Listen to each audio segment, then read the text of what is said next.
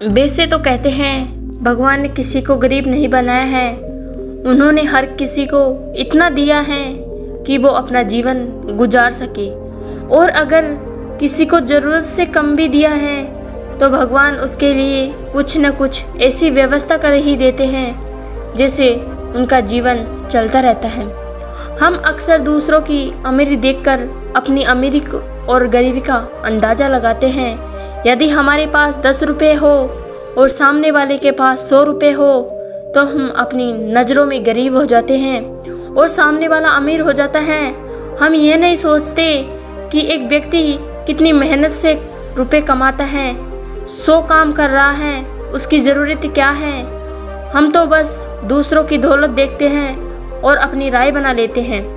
गौतम बुद्ध की आज प्रेरणादायक कहानी के माध्यम से आप जानेंगे कि भगवान बुद्ध के अनुसार कौन धनवान और धनवान व्यक्ति होता है। साथ ही आप यह भी समझ जाएंगे कि गौतम बुद्ध हर व्यक्ति को अमीर क्यों कहते थे। गौतम बुद्ध की कहानी आपको बहुत प्रभावित करेगी और बुद्ध की इस प्रेरणादायक कहानी से मिली सीख आपके बहुत काम आएगी। एक बार की बात है, ऐसा हुआ एक राज्य के राजा ने गौतम बुद्ध को कुछ दिनों के लिए अपने राज्य में आने का निमंत्रण दिया। बुद्ध ने उस राजा का निमंत्रण स्वीकार कर लिया और अपने कुछ शिष्यों के साथ उस राज्य में चले गए। राजा ने बुद्ध से मुलाकात की और उनसे कुछ दिन वहाँ रहकर अपने राज्य के लोगों की समस्याओं का समाधान करने और उन्हें धार्मिक मार्ग पर चलने की शिक्षा देने का अनुरोध किया। बुद्ध ने राजा की बात मान ली और इस राज्य में 3 दिनों के लिए एक धार्मिक परिषद आयोजित करने का निर्णय लिया। गौतम बुद्ध के आगमन की खबर पूरे राज्य में फैल गई और धार्मिक सभा के पहले ही दिन बहुत से लोग आए। उसी राज्य के चौराहे पर एक भिखारी बैठा रहता था। उसे भी गौतम बुद्ध के आने की खबर मिली, लेकिन वह सोचने लगा कि धर्म सभा में जाकर और यहाँ बैठकर उसे क्या मिलेगा। जैसे जैसे लोग आएंगे वे मुझे भिक्षा में कुछ न कुछ अवश्य देंगे। पहले दिन कई लोग आए और इस भिखारी ने अच्छी खासी कमाई की। अगले दिन फिर वही क्रम जारी रहा। भिखारी ने भीख मांगने के साथ साथ यह भी देखा कि धार्मिक सभा में जाते समय लोग उदास और दुखी हो रहे थे और उन्होंने उसे कुछ दिया भी नहीं। जब वह बुद्ध से मिलकर वापस आता है तो बहुत खुश दिखता है और खुशी खुशी भिक्षा भी देता है। यही सोचते सोचते दूसरा दिन भी बीत गया। तीसरे दिन जब बहुत कम लोग आए तो भिखारी परेशान हो गया। उसने कमाई नहीं की। उसने सोचा कि बुद्ध तो सबकी समस्याओं का समाधान दे रहे हैं, तो क्यों न मैं उनके पास जाऊं और अपनी गरीबी दूर करने का उपाय पूछूं।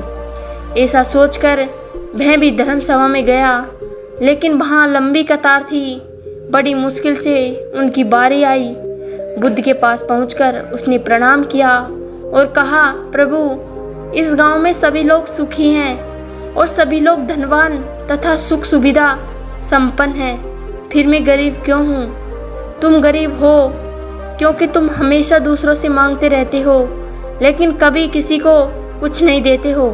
भगवान बुद्ध ने उस भिखारी को देखा।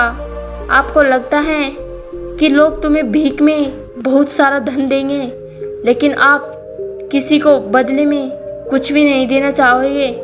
यह सुनकर भिखारी बड़े आश्चर्य से बोला, हे प्रभु, क्या मैं लोगों को कुछ दूंगा?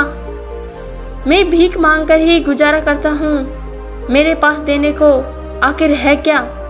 बुद्ध कुछ देर के लिए चुप हो गए और कुछ देर रुककर बोले, तुम बहुत मूर्ख हो। भगवान ने तुम्हें और हम सभी को किसी को देने या दूसरों के साथ बांटने के लिए बहुत कुछ दिया है। आपने एक मुस्कान दी है जिसे आप दूसरों के साथ साझा कर सकते हैं और उन्हें आशा और उम्मीद दे सकते हैं। तुम्हें आवाज़ दी गई है जिससे तुम मीठे बोल बोलकर लोगों की प्रशंसा कर सकते हो। तुम्हें 2 हाथ दिए गए हैं जिससे तुम दूसरों की मदद कर सकते हो। तुम्हें एक स्वस्थ शरीर दिया है जिससे तुम भीख मांगने के बजाय कड़ी मेहनत कर सकते हो। जिस व्यक्ति को भगवान के बिना किसी कमी के ये चीज़ें दी हैं वह कभी गरीब नहीं हो सकता। आप सिर्फ अपनी सोच के कारण गरीब हैं। जैसे ही आप इस सोच से बाहर निकलेंगे आप खुद को दूसरों की तरह अमीर समझने लगेंगे और आपकी ज़िंदगी भी बेहतर हो जाएगी। दूसरों की खुशी देखकर अपनी तुलना दूसरों से न करें। भगवान ने सभी को अमीर बनाया है, बस ज़रूरत है तो अपनी सोच सुधारने की। भगवान बुद्ध की बातें सुनकर मनुष्य को अपने जीवन का मूल्य समझ में आया और वह उनके द्वारा दी गई शिक्षाओं के अनुसार अपना जीवन जीने लगा। हम सभी अपनी तुलना दूसरों से करते हैं या दूसरों को खुश देखते हैं तो हमें लगता है कि हमारी ज़िंदगी खराब है। वाकई सब मज़े कर रहे हैं। हम अपने जीवन में कभी भी अच्छी चीज़ों पर ध्यान केंद्रित नहीं करते हैं। हम कभी यह नहीं सोचते कि भगवान ने हमें स्वस्थ शरीर दिया है जो सबसे कीमती चीज़ है।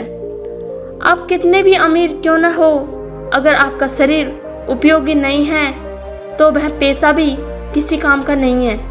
और वहीं अगर आप गरीब हैं लेकिन आपका शरीर बिल्कुल स्वस्थ है तो आप अपने आप में एक अमीर व्यक्ति हैं। कोरोना काल में हम सभी ने देखा कि पैसे से ज़्यादा ज़रूरी स्वस्थ शरीर है।